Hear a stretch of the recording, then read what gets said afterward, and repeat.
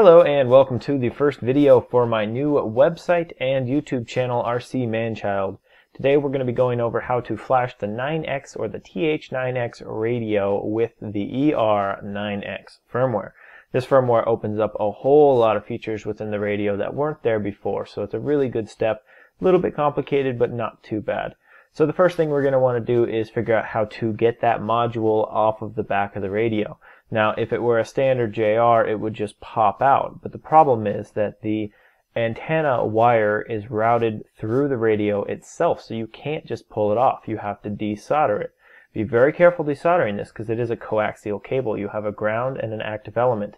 Once you get that desoldered, it'll look like that. You can go ahead and take the antenna out. It'll just pull right through the radio, and then that's your module bit right there. Resolder it, making sure that you solder the ground to the ground and the active to the active. Do not put a big blob of solder across the whole thing because they need to be separated. Now what you're seeing me do here is taking that back plate and putting a little slot in it. You can do it any way you want, Dremel it out. I used a soldering iron. This way I can actually incorporate the antenna onto the module itself. This technique is sort of a weld. Right here it's a plastic weld. I'm melting the plastic into itself. I don't recommend doing it indoors. I was, but I don't recommend it. You could also hot glue or epoxy it.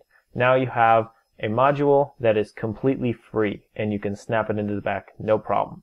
Let's go into taking the entire radio apart so we can get into the programming pads. First thing to do, take the battery out.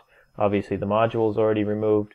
Carefully unscrew these 6 screws. They will strip out easily if you don't have the right size Phillips screwdriver. Once that pops open, you see this ribbon cable here.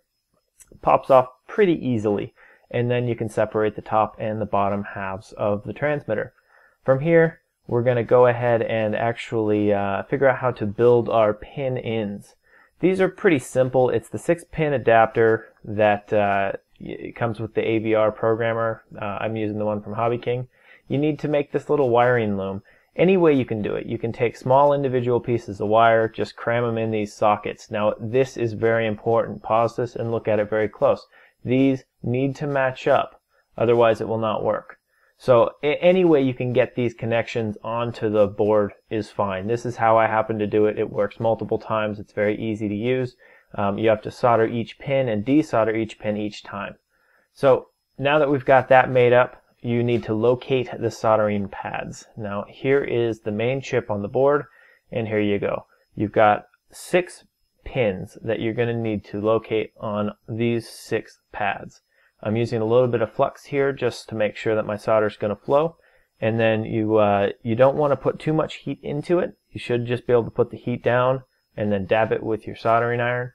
And once you've got those flowed, you've got a little bit of solder, you should be able to match up your pins that you've labeled with those 6 pads. Just touch them with the soldering iron for a brief moment and they should solder down. Again, be very careful not to overheat. You're going to want to download EEPE and the ER9X firmware. Just download EEPE, which is a flashing program. It's very simple to use, and I'll provide links in the bottom of the description here.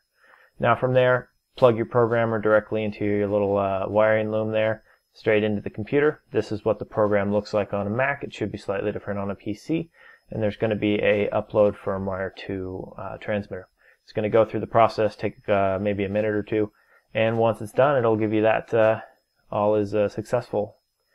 So from there, remove the pins, just desolder them, put the whole thing back together, pop your module back in. Now you have a independent module and you have a transmitter that has the new ER9X firmware. Much nicer radio now. Thank you for watching. I hope this helped you out. I'm going to have an entire tutorial on my website, rcmanchild.com. Check it out and have a great day, guys. Thank you and take care.